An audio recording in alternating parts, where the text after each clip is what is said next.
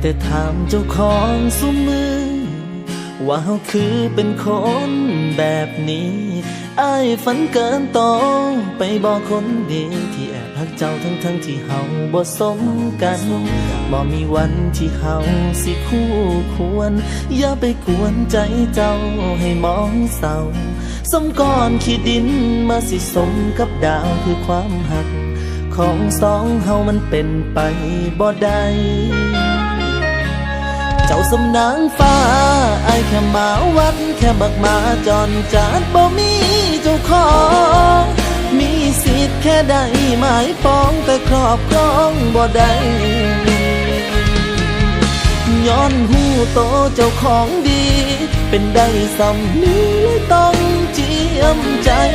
ต่อให้อายฮักเจ้าเบิดใจก็เป็นได้สำนี้อายคือจังกับหมาวัดโตหนึ่งที่คอยแอบซึ้งแอบหักนางฟ้าเพ้อฝันผู้เดียวคือจังผีบ้าว่าสิได้เจ้ามาเป็นนางฟ้าของใจเจ้าสำนางฟ้าอายแค่มาวัดแค่บักมาจอนจับบ่มีเจ้าของมีสิทธิ์แค่ได้หมายปองแต่ครอบครองบ่ได้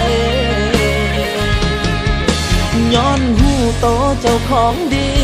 เป็นได้สำนี้เลยต้องเจียมใจต่อให้อายฮักเจ้าเบิดใจก็เป็นได้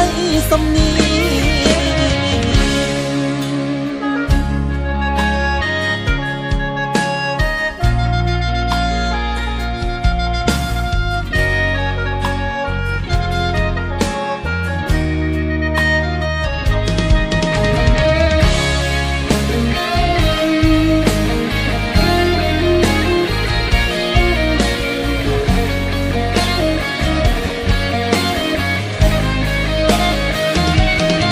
สำนางฟ้าอายแค่มาวัดแค่บักมาจอนจาดบ่มีเจ้าของมีสิทธิ์แค่ได้หมายปองแต่ครอบครองบ่ได้ย้อนหูโตเจ้าของดีเป็นได้สำนี้เลยต้องเจียมใจต่อให้อายฮักเจ้าเบิดใจก็เป็นได้สำนี้เจ้าสำนางฟ้าอายแค่มาวัดแค่บักมาจอนจาดบ่มีเจ้าของมีสิทธิ์แค่ได้หมายปองแต่ครอบครองบ่ได้ย้อนหูโตเจ้าของดีเป็นได้สำนี้เลยต้องเจียมใจ